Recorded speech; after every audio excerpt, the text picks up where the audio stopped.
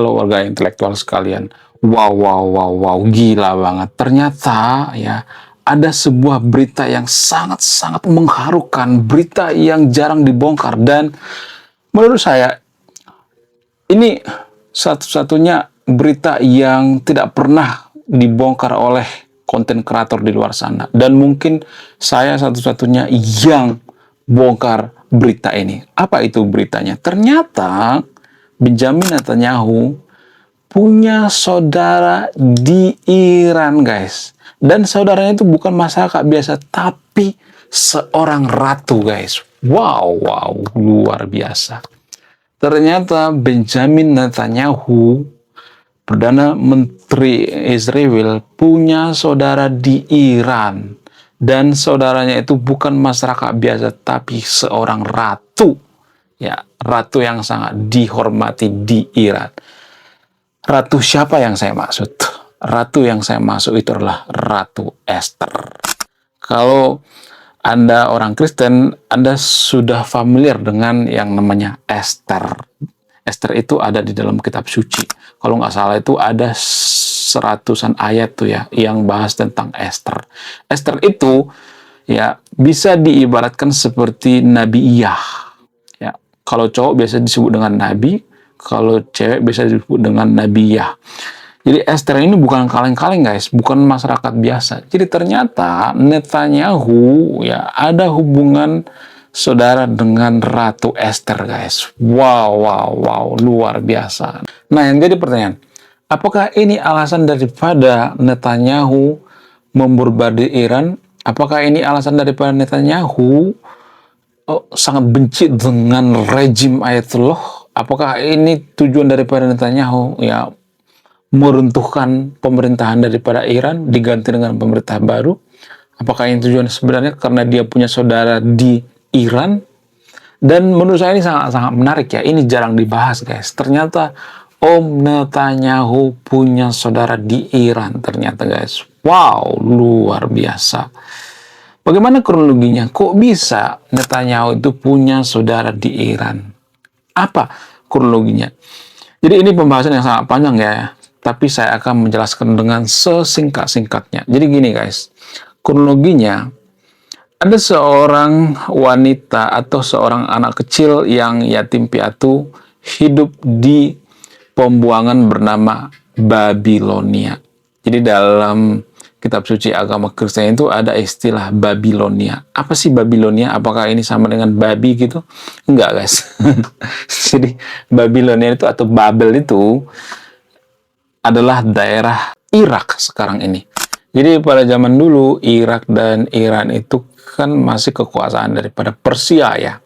Jadi ini pada saat kekuasaan Persia. Nah, pada saat itu si Esther ini hidup di pembuangan bersama sepupunya ya. Kalau diambil silsilah, ternyata si Esther ini punya marga Benyamin atau Benjamin. Nah, dari situlah asal muasal Benjamin Netanyahu punya hubungan dengan si Esther ini guys. Benyamin itu adalah marga. Sama seperti di Konoha misalnya. Di Konoha itu kan ada marga Santoso, ya kemudian ada marga orang Batak seperti Panjaitan misalnya, ya kemudian marga Marbun, apa segala macam ya. Ada banyak marga ya di Konoha. Orang China juga punya marga Li ya. Ya kemudian ada banyak tuh marga-marga di Konoha ya. Sama seperti itu guys. Ternyata Benjamin itu adalah marga orang Yahudi, keturunan Yahudi. Jadi si Esther ini ya, berita menariknya dia adalah keturunan Yahudi dan orang-orang Iran nggak ada yang tahu dia orang Yahudi. Ya, dia keturunan Yahudi, yatim piatu, lalu diasuh oleh sepupunya. Namun ya singkat cerita, raja yang memerintah saat itu bernama Raja Xerxes ya, Xerxes I ya kalau nggak salah namanya. Koreksi saya kalau salah ya. Kehilangan seorang permaisuri atau ratu. Kenapa kehilangan? Apa alasannya? Karena tidak nurut sama raja. Jadi ratunya diusir saat itu. Nah, ketika si Raja Xerxes I ini atau Raja Persia ini kesepian, ya, maka orang-orang yang ada di istana, ya, lingkaran istana itu, mereka berembuk, ya, gimana caranya supaya raja ini tidak kesepian. Lalu mereka melakukan semacam oh, take me out lah gitu ya. Kalau di Konoha itu take me out ya. Jadi ada seleksi pencarian calon istri daripada raja gitu ya, atau ratu ya. Lalu dibikin semacam sayembara gitu ya. Dan sialnya si Esther ini ikut guys ya, dipaksa ikut. Kenapa? Karena parasnya yang cantik ya, fisiknya yang sangat luar biasa, cakep banget ya. Rambutnya pirang ya, matanya seperti mata orang barat ya, mata biru ya. Ya pokoknya cakep banget ya. Kalau di zaman sekarang ini ya seperti Britney Spears lah ya, bukan Britney Spears ya. Seperti Luna Maya lah kalau di Konoha gitu ya. Atau seperti artis yang paling cakep gitu ya di Konoha, seperti Raisa gitu ya. Pokoknya cakep banget dah gitu ya. Lalu uh, orang-orang terdekat daripada raja kepincut atau tertarik dengan si Esther ini. Ya, kemudian diadakan sayembara ya. Ada ribuan tuh ya wanita di Persia dulu yang dikumpulin tuh ya. Dibikin semacam take me out ya. Semacam Indonesian Idol lebih tepatnya ya. Ada semacam karantina gitu ya. Oh, berbulan-bulan. Nggak cuman sehari dua hari, tapi berbulan-bulan diuji, dites gitu ya, kesebaran, kemudian inner beauty ya, kemudian kecantikan dalam hati, kecantikan luar dan sebagainya. Pokoknya semuanya diuji. Ada ribuan yang diuji. Dan singkat cerita, si Esther ini yang berhasil sampai ke puncak guys. Ibaratnya kalau Indonesian Idol itu ya juara satunya itu si Esther ini. Karena apa? Karena sangat luar biasa gitu attitude-nya. Ya, ketika raja ini ngobrol sama si Esther ya. Jadi sebelum dipersunting, raja ini kan ngetes dulu ya. Test drive lah gitu ya. Jadi si raja ini ngomong sama si Esther ini, "Lu pengen apa dari gua?" Esther ngomong, "Gua nggak pengen apa-apa. Gua juga nggak terlalu suka jadi ratu kok ya. Gua pengen ya hidup biasa aja gitu." Lalu si raja ini terkesan, "Hah? Kok lu nggak pengen apa-apa dari gue? Gue kan raja cuy. Ya gue tahu lu raja, tapi bukan berarti lu itu seenak jidat gitu. Ya bukan, gue kan bukan orang murahan gitu ya. Gue bukan wanita murahan gitu." Lalu si rajanya terkejut. Lah, kayaknya beda ini ya si Esther ini. Lalu rajanya kepincut karena inner beauty-nya, karena kecantikannya, karena keramahannya dan kecantikannya. Jadi double ya. Kecantikan dalam hati dan kecantikan fisik gitu. Itu yang dipengen oleh Raja Xerxes saat itu ya. Lalu dia dipersunting jadi ratu guys. Nah, setelah dia dipersunting jadi ratu, ternyata singkat cerita Raja Xerxes saat itu nggak tahu. Belum kita lanjut. Jadi guys, kemarin ada yang nanya, "Lu apa sih kontribusinya bagi negara ini?" Lu cuma ngebacot doang, nggak ada kontribusi. Nah, kontribusi saya ini guys ya. Saya nulis buku. Riset saya ini bertahun-tahun guys, kurang lebih 5 tahun. Jadi biaya yang saya keluarkan untuk riset buku ini puluhan juta. Namun, saya jual buku ini di bawah 100.000. Gambaran daripada buku ini tentang sisi gelap daripada pemuka agama yang ada di Konoha. Bercerita tentang culture, sisi-sisi gelap politisi, ya, dan lain sebagainya. Si Esther ini orang Yahudi. Sementara di Iran itu nggak boleh ya ratu itu orang Yahudi. Kenapa? Karena mereka saat itu ya sama seperti zaman sekarang ya, berantem temenan gitu ya. Jadi saat itu mereka punya masalah. Apa itu masalahnya? Orang-orang Yahudi di sana itu dimusuhi ya, adalah masalah ya saat itu ya. Sehingga orang-orang terdekat daripada raja saya itu murka ketika mereka tahu ratu mereka itu adalah seorang Yahudi. Ya, ketika sudah lama menikah ya. Dan tahu apa yang terjadi? Esther nggak takut. Dia tidak takut menghadapi kenyataan. Saat itu ya pengikut-pengikut daripada raja saya itu, tangan kanannya, menteri-menterinya, ya perdana menterinya, mengusulkan terhadap raja supaya orang Yahudi yang ada di Iran itu atau orang Yahudi yang ada di seluruh dunia harus dihancurkan. Karena apa? Karena Persia saat itu sangat-sangat luar biasa kekuatannya. Tidak seperti sekarang ini dibombardir oleh Amerika kan. Jadi Iran yang dulu dengan yang sekarang ini jauh berbeda. Iran yang dulu itu adalah Iran yang sangat-sangat maju teknologinya di zamannya. Kalau zaman sekarang tuh ya setara dengan China lah gitu ya. Kalau dibandingkan dengan sekarang ya, sepantarannya ya. Kemudian masyarakat Persia saat itu juga banyak yang cerdas gitu ya. Banyak penemu dari Persia guys, seperti Ibnu Sina, Ibnu Rus dan sebagainya. Itu orang-orang Persia guys ya. Jadi pada saat itu ya Persia itu disegani gitu ya. Sehingga apa? Sehingga orang-orang Yahudi itu masih ketakutan. Kenapa? Karena mereka belum punya pesawat siluman gitu ya, belum punya B2 Spirit, belum punya nuklir gitu ya. Jadi zaman dulu ya banyak yang belum mengetahui ternyata orang Yahudi atau orang Israel itu adalah orang yang teraniaya. Makanya kalau Anda baca Bible ya di situ mereka mengisahkan tentang kegagalan-kegagalan daripada orang Yahudi sendiri, terutama di Perjanjian Lama, bukan Perjanjian Baru ya. Kegagalan-kegagalan daripada orang Yahudi itu sendiri yang diceritakan di Bible guys ya.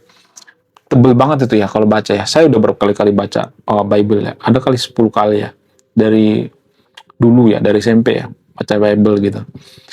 Jadi kalau Anda perhatikan kisah-kisah yang ada di Bible itu, Perjanjian Lama itu, orang Yahudi itu menderita guys. Ya. Mereka diperbudak, diusir ya, diasingkan. Makanya si Esther ini diasingkan atau ditaruh di tempat yang tidak enak, yaitu di Babel ya, atau Babilonia ya. Ya, jadi singkat cerita, si Ratu Esther ini diketahui oleh semuanya gitu. Lalu ya orang-orang kerajaan murka gitu ya, pengen menghabisi orang-orang Yahudi yang ada di Iran dan di seluruh dunia gitu ya. Lalu Esther ini dengan beraninya menemui raja. Jadi raja saat itu sudah ngambek gitu ya. Ternyata lu ngebohongin gue selama ini ya, lu nggak terus terang bahwa lu itu Yahudi ya. Waktu pertama kali dipersunting ya, lu nggak terus terang bahwa lu itu Yahudi. Lalu raja ngambek ya. Dan ketika raja ngambek ya, biasanya ya kalau raja ngambek saat itu nggak boleh dideketin ya, siapapun mau ratu dan sebagainya. Jadi sangat berbahaya, bisa dihukum mati gitu ya. Nah, ketika si Esther ini ketemu dengan raja, dan aneh bin ajaib, si raja ini nggak marah guys. Raja mengatakan, ternyata kamu tuh orang Yahudi ya? Iya, gua orang Yahudi, yang penting gua jujur. Emang orang Yahudi semuanya jahat? Enggak kan? Kalau lu benci dengan orang Yahudi, ya itu kan sebagai orang Yahudi, nggak semuanya. Jangan meratakan semuanya gitu ya. Itu kata ratunya. Lalu si rajanya berpikir, oh ya juga ya. Lalu akhirnya rencana mereka digagalkan ya. Harusnya orang-orang Yahudi saat itu dimusnahkan dari muka bumi, tapi digagalkan. Kenapa digagalkan? Apa alasannya? Karena keberanian daripada Esther. Makanya Esther ini dikisahkan dalam kitab suci. Jadi itulah alasannya kenapa orang Kristen itu sangat suka menamakan anaknya Esther. Kenapa? Karena Esther itu sangat berani, sangat luar biasa. Ya. Kemudian tidak hanya itu, yang menarik daripada kisah Esther ini, dalam Perjanjian Lama ketika Esther ya dikisahkan dalam Bible, nggak sekalipun ya, tidak sekalipun dari sekian ayat, nggak sekalipun dia bicara tentang Tuhan, enggak.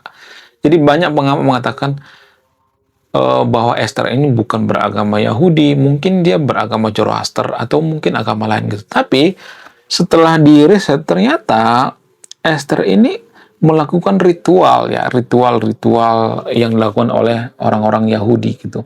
Maka ketika Esther ini sebelum bertemu dengan raja ya, orang-orang terdekat daripada Esther ini, saudara-saudaranya disuruh untuk puasa. Supaya apa? Supaya rencananya berhasil. Dan akhirnya Esther berhasil menyelamatkan orang-orang Yahudi. Makanya bagi orang Yahudi Esther ini sangat luar biasa. Maka ada hari perayaan daripada si Esther ini. Esther ini meninggal di Persia, walaupun dia nggak pernah ke Yerusalem atau ke Israel, tapi orang Israel itu sangat menghormati Esther ini ya. Jadi makamkan di Iran ya. Kemudian ada semacam penghargaan yang sangat luar biasa ya bagi orang Israel sama si Esther ini. Dan orang Iran sendiri juga ya menghargai Esther ini walaupun dia orang Yahudi. Jadi sebenarnya kalau perlu jujur itu bukan berpihak pada sama orang Yahudi ya. Ternyata Baitul Maqdis itu ya, sorry apa sih namanya lupa saya. Baitul Maqdis ya. Ternyata yang ngebangun itu dari duit orang Yahudi ternyata guys. Yang ngomong ini bukan saya, Islah Barawi. Jadi ternyata ya ada banyak sebenarnya jasa-jasa daripada orang Yahudi. Cuman ya di Konoha itu sangat membenci orang Yahudi. Ya, saya juga heran banget ya.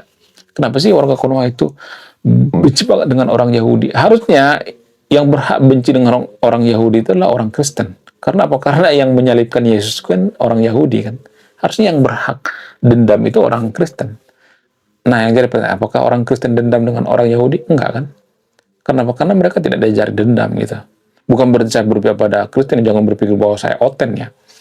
Ya, lalu kenapa Konoha menyimpan dendam sama orang Yahudi? Apakah karena ada kisah seorang wanita di Arab yang meracuni Nabi? Apakah itu benar atau tidak?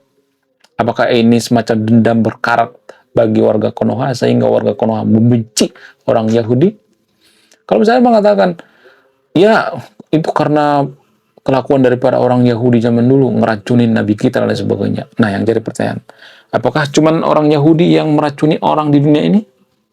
Enggak kan? Ada banyak kan? Ada banyak orang yang meracuni. Di Konoha juga banyak kok seperti itu ya. Yang meracuni suaminya, meracuni saudaranya. Ada banyak seperti itu, kasus-kasus seperti itu ya.